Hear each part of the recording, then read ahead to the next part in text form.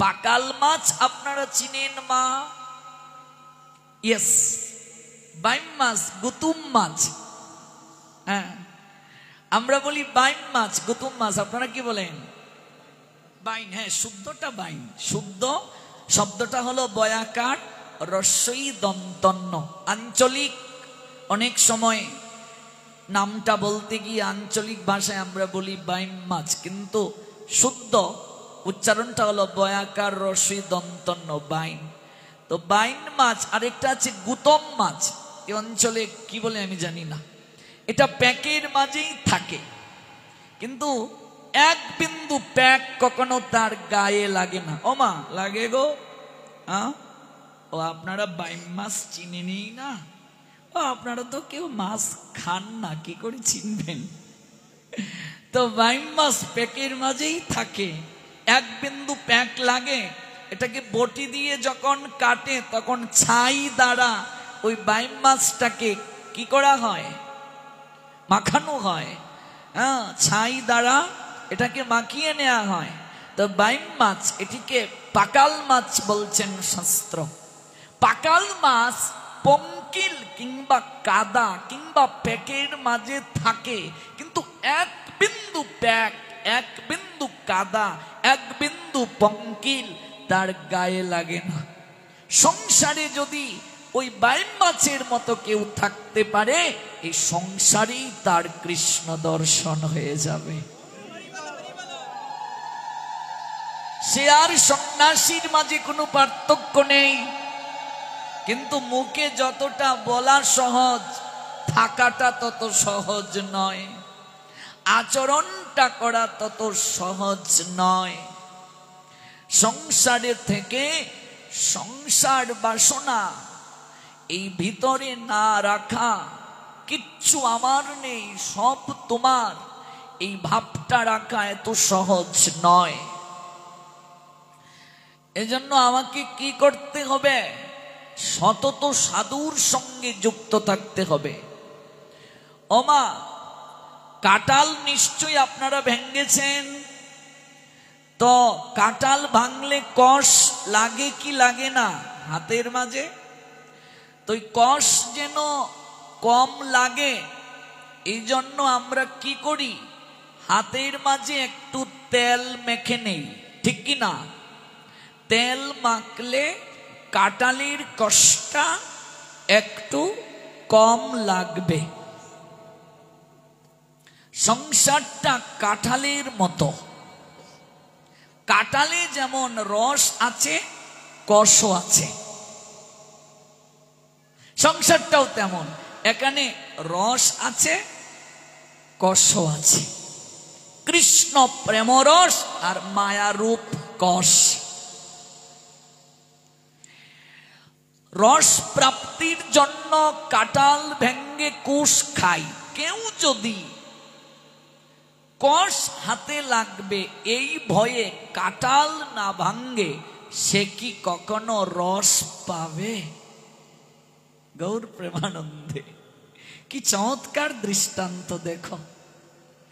মায়ার কষ লাগবে বলে সংসারে যদি কেউ না আসতে চায়, এই মনুষ্য জীবন প্রাপ্ত হয়ে সংসারে আমরা আসবো না। মাতৃ জঠরে গোবিন্দের কাছে বলেছিলাম যে প্রভু, কত জঠর পরিভ্রমণ করেছি, তোমায় তো পাইনি, আজ তুমি কৃপা করে দর্শন দিলে, আমি এখানে থেকেই তোমার শ্রীরূপ দর্শন করব। এটা তো জম্বুদ্বীপ, এখানে সবাই মায়ায় কাতর, এখানে গেলে তোমায় ভুলে যাব, আমি যাব না। গোবিন্দ বলেছিলেন, তুমি না গেলে তোমার কারণে তোমার মাতৃদেবীর মৃত্যু হবে, তোমাকে পুত নামক নরকে যেতে হবে। তুমি ওই মায়ার কষ লাগবে বলে তুমি যাবে না, তা তো হতে পারে না। শোনো, ওই মায়ার কষ গায়ে লাগবে না যদি তুমি সতত তুমি কৃষ্ণ নাম রূপ প্রেমরস আস্বাদন করো। সেখানে গেলে আমায় পাবে কোথায়? আমি তোমায় জানিয়ে দেই, যেখানে আমার ভক্তগণ সাধুগণ মিলিত হয়ে আমার গুণকীর্তন করবে, সেই স্থানে যেও আমার সংবাদ পাবে। আমায় জানতে পারবে, বুঝতে পারবে, উপলব্ধি করতে পারবে। তো কাঁঠাল ভাঙলে যেমন কষ লাগে, কষ বেশি যেন না লাগে, তেল মেখে নেই। কেউ যদি ঘুম থেকে উঠেই কৃষ্ণ নামের তেলটা মেখে নেয়, এখানে তেল মানে সরিষার তেল নয়, সয়াবিন তেল নয়, সুগন্ধি তেল নয়, প্যারাশুট নয়, সেভেন অয়েল নয়, কিউট নয়, বেলি ফুলের তেল নয়, এটা রূপক অর্থ। কৃষ্ণ নামের তেল মানে কেউ যদি কৃষ্ণ নামটা ঘুম থেকে উঠে আগে করে নেয়, তাহলে সংসারে যত কার্যই করুক মায়ার কষ তার গায়ে তত লাগবে না। মায়ার কষ তার গায়ে তত লাগবে না যদি সে কৃষ্ণ নামটা আগে করে নেয়। কিন্তু অধিকাংশ লোক আমরা পেটায় নম, ঘুম থেকে উঠে আগে পেটের পূজা নিয়ে ব্যস্ত। পেটায় নম, পেটের পূজা নিয়ে ব্যস্ত। কারো কারো আবার বিছানায় বসে বসেই ব্যাগটি লাগে, চা না খেয়ে উঠবে না। কারো কারো আবার বিড়ি সিগারেট না টানলে টয়লেটে গিয়ে ক্লিয়ার হবে না। কেমন? তো এগুলোতে আমরা ব্যস্ত। কিন্তু না, যদি দীক্ষিত ব্যক্তি হন, স্নান করে আপনাকে আগে সন্ধানিকটা করে নিতে হবে, হরিনাম করে নিতে হবে, এক অধ্যায় গীতা পড়তেই হবে। সংস্কৃত পারেন না, আপনি বাংলা অনুবাদটা পড়ুন, কিন্তু এটা পড়তেই হবে, এটা রুটিন। আপনি পড়তে পারেন না, নিরক্ষর, অক্ষর জ্ঞান নাই, আপনি গীতাটা বুকের মাঝে জড়িয়ে ধরে একটু নয়নের জল অর্পণ করুন, যে মরার পরে আমার বুকের মাঝে গীতা দেবে, তাতে আমার হবেটা কি বাবা? কত লোককে আমরা দেখি মরার পরে মরা বেটার বুকের মাঝে গীতা দিয়ে কীর্তন করে করে মরা বেটাকে শ্মশানে নিয়ে যায়। ও মা, মরার কানে কি হরিনাম যায় গো? মরা বেটাকে হরিনাম শোনালে হবেটা কি? যে ছেলে কোনোদিন মা বাবার সেবা করলো না, মা বাবাকে মাটিতে শয়ন করালো, সেই ছেলে যদি মা বাবার শ্রাদ্ধে পালঙ্ক দান করে, মা বাবা সুখী হবে, আনন্দ পাবে? মা বাবার সেবা যে সন্তান করলো না, মরার পরে 10 গ্রামের লোক নিমন্ত্রণ করে শ্রাদ্ধে সেই ছেলেটা সেবা দিল, মা বাবা সন্তুষ্ট হবে? যে লোক জীবনে কোনোদিন গীতা পড়েনি, খুলে দেখেনি, স্পর্শ করেনি, মরার পরে সেই ব্যক্তির বুকের মাঝে গীতা দিয়ে হবেটা কি বলুন তো? কাজে মৃত ব্যক্তির বুকের মাঝে গীতা দেওয়ার মতো অপরাধ আর কিছু হতে পারে না, পাপ আর কিছু হতে পারে না। গীতা মে হৃদয়ং পার্থ, গীতা গোবিন্দের হৃদয়। গীতা মে সারমুত্তমম, গীতা সার সর্বস্ব। গীতা মে জ্ঞান মত্তুগ্রম, গীতা মে জ্ঞান অব্যয়ম, গীতা মে চুত্তমং স্থানং, গীতা মে পরমং পদম, গীতা মে পরমং গুজ্জং, গীতা মে পরম গুরু। গীতাশ্রয়ে অহম তিষ্ঠামি, গীতা মে পরমং গৃহং, গীতা জ্ঞানং সমাশ্রিত ত্রিলোকিং পালয়ামহম। ভগবানের হৃদয়ে গীতা, ভগবানের পরম পদ গীতা, ভগবানের শ্রেষ্ঠ গুরু গীতা, ভগবানের গৃহ গীতা। ভগবান গীতাতে অবস্থান করেন। তিষ্ঠামি সংস্কৃত শব্দ, তিষ্ঠামি শব্দের অর্থ অবস্থান করা। গীতার জ্ঞানকে আশ্রয় করে ভগবান ত্রিজগৎ সংসার প্রতিপালন করেন। আত্মা দেহ ছেড়ে চলে গেল, স্পর্শ করলে স্নান করছি, আর পবিত্র ধর্মগ্রন্থ গীতা আমি মৃত ব্যক্তির বুকের মাঝে দিয়ে দিচ্ছি। আপনাদের অঞ্চলে কি দেয় মৃত ব্যক্তির বুকে গীতা? তাহলে আজ তো জেনে গেলেন, সতর্ক থাকুন। জীবন দশায় গীতাটা পড়ুন। সংস্কৃত পারেন না, বাংলা অনুবাদটা পড়ুন। আপনি ঠাকুর গড়ে গীতা রেখে দিলেন, তাতে হবে কি? লাল শালু দিয়ে রুমাল দিয়ে বেঁধে রেখে দিলেন, তাতে হবে কি? যদি আপনি না পড়েন কি করে জানবেন? এজন্য স্টুডেন্ট যারা, তাদের কাছে আমার অনুরোধ, গীতাটা তোমরা পড়ার টেবিলে রাখো।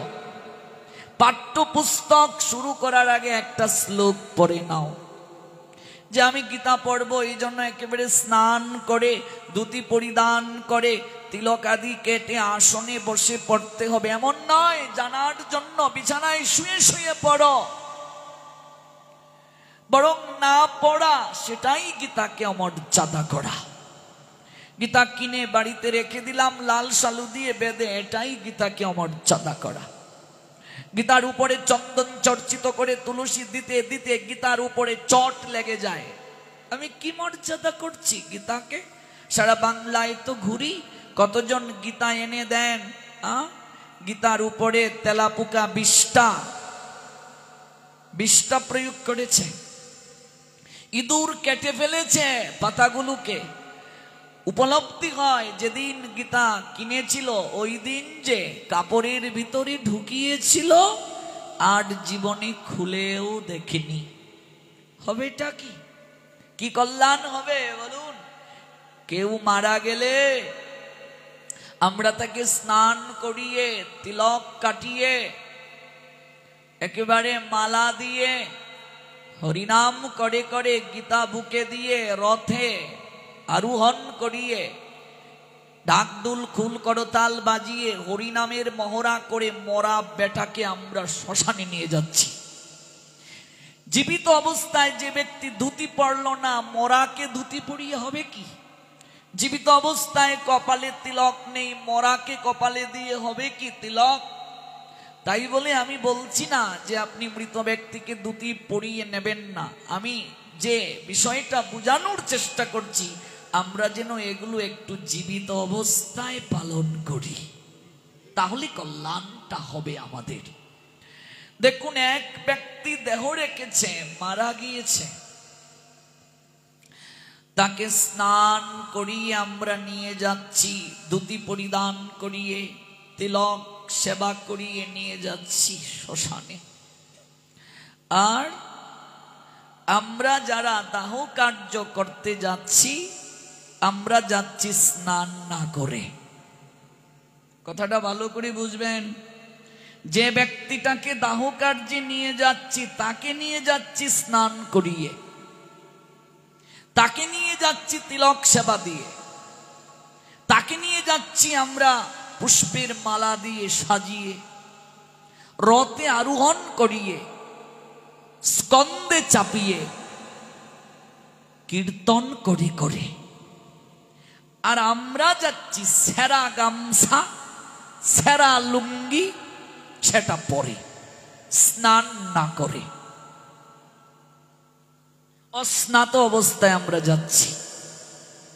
তাহলে ভাবুন, অনুভব করুন, এটিকে যদি অন্ত্যেষ্টিক্রিয়া বলা হয়, দাহটা হলো অন্ত্যেষ্টিক্রিয়া। অন্ত মানে শেষ, ইষ্টি মানে যজ্ঞ। এটি হলো শেষ যজ্ঞ। ভালো করে তত্ত্ব বুঝবেন, অত্যন্ত গুরুত্বপূর্ণ তত্ত্ব বলছি। অন্ত শব্দের অর্থ শেষ, ইষ্টি শব্দের অর্থ যজ্ঞ। এটি হলো শেষ যজ্ঞ। তো যজ্ঞে কখনো অস্নাত অবস্থায় যেতে নেই। এজন্য যারা শ্মশান বন্ধু হয়ে যাবেন, তারাও স্নান করে যাবেন দাহ কার্যে।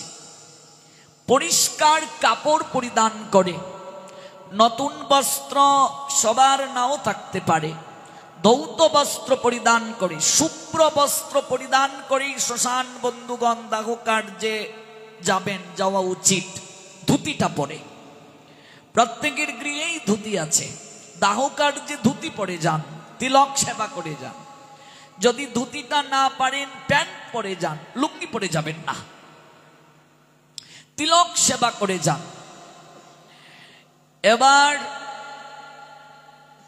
দাহ কার্যে নেওয়া হলো, আমরা হরিধ্বনি প্রেম ধ্বনি করে মৃতদেহকে আমরা যজ্ঞে আহুতি দিচ্ছি। একটা মন্ত্রও বলা হয় অন্ত্যেষ্টিক্রিয়ার মন্ত্র, ঠাকুরদা ভালো জানবেন সেটি।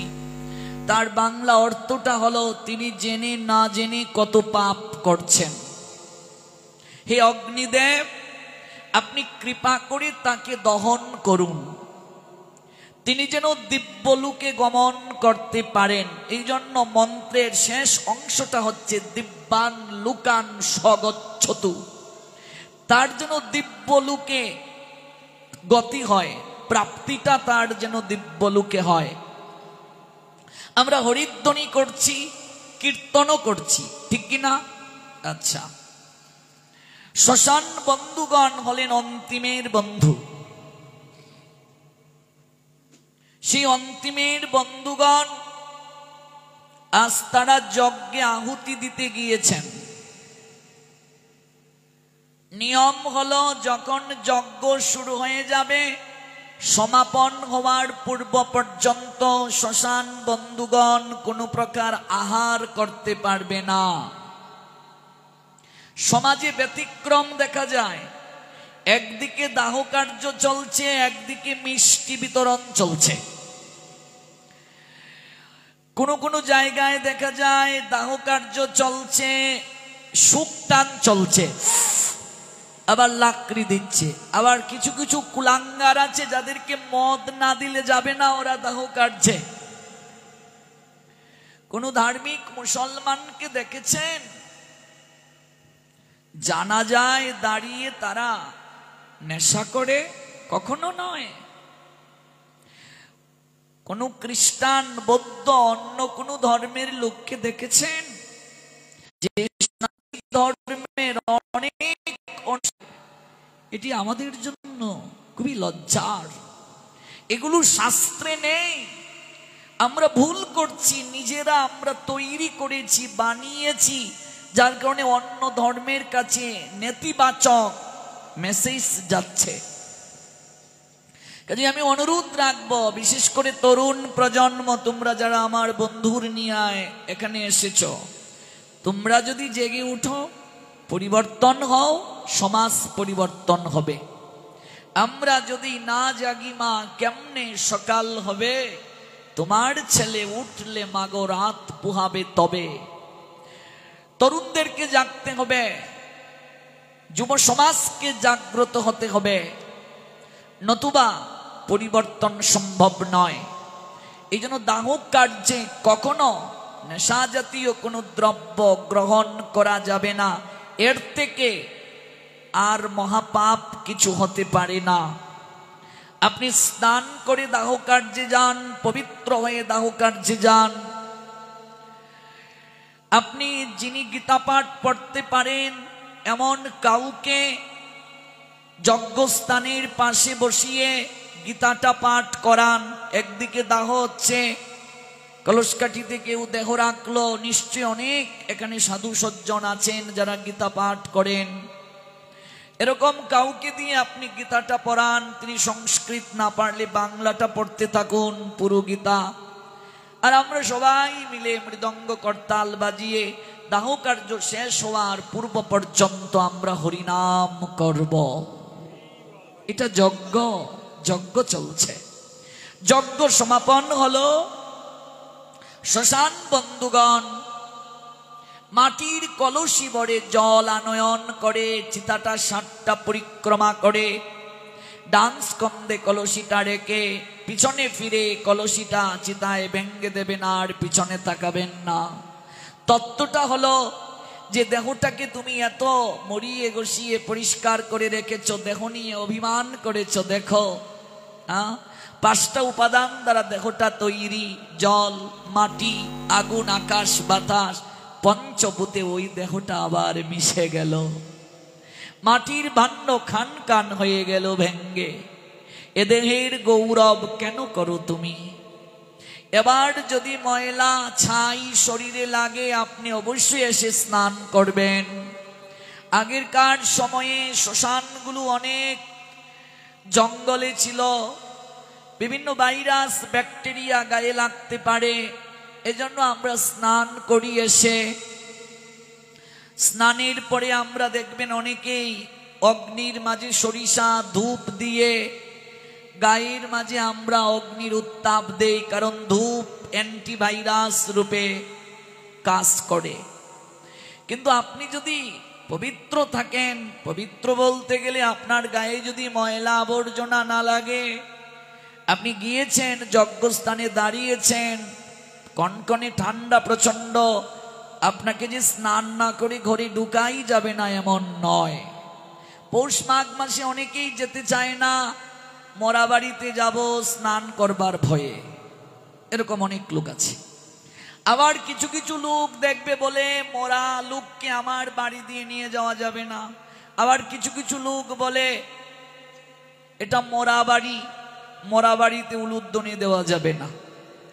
আচ্ছা বলুন তো, মরা বাড়ি ছাড়া এই জগতে জিতা বাড়ি কোথায় আছে? প্রতিটা বাড়ি তো মরা বাড়ি। কলসকাঠিতে মরা বাড়ি ছাড়া কোনো বাড়ি আছে যে বাড়িতে কেউ মরে নাই? শুধু এখানে কেন, এই জগৎটাই তো মৃত্যু লোক। গোবিন্দ বললেন এটি মৃত্যু লোক, এখানে কেউ বাঁচবে না। জাতস্যহি ধ্রুব মৃত্যু ধ্রুবম জন্ম মৃতস্য চ তস্মাৎ অপরিহারিয়ে অর্থে নতম সুচির্ত মহর্ষি। যার জন্ম হয়েছে তার মৃত্যু অবশ্যম্বী, যার মৃত্যু হয়েছে তার জন্ম অবশ্যম্বী। অতএব অপরিহার্য কর্তব্য সম্পাদন করার সময় অর্জুন তোমার শোক করা উচিত নয়। এটা মৃত্যু লোক, এখানে কেউ বাঁচবে না। চিরকাল বাঁচার জন্য কেউ আমরা আসি নাই। The Supreme Lord Sri Krishna said, Arjun, to all the world in Shankha Yoga, chapter 2, verse 27, one who has taken his birth is sure to die, and after that one is sure to take birth again. Therefore, in done by double discharge of your duty, you should not lament. সুখ করিও না, এটা মৃত্যু লোক। বিলাপ করিও না, যন্ত্রণায় কাতর হইও না, এটা মৃত্যু লোক। সবাইকে একদিন মরতে হবে। আজকাল অধিকাংশ মানুষ মরা বাড়ি বলে অন্য দৃষ্টিতে দেখে, আর দৃষ্টিতে দেখে। তোমার বাড়ি আমার বাড়ি, প্রতিটা বাড়ি মরা বাড়ি। মরা বাড়ি ছাড়া কোনো বাড়ি নাই।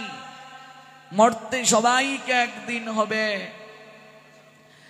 সবাইকে মরতে হবে, কেউ চিরকাল বাঁচবে না। এটা অতিথিশালা, আমরা বেড়াতে এসেছি। অতীতশালায় বসে বসে ভাবছো রে মন সব তোমার। নিজের ভাবছো সবকিছু?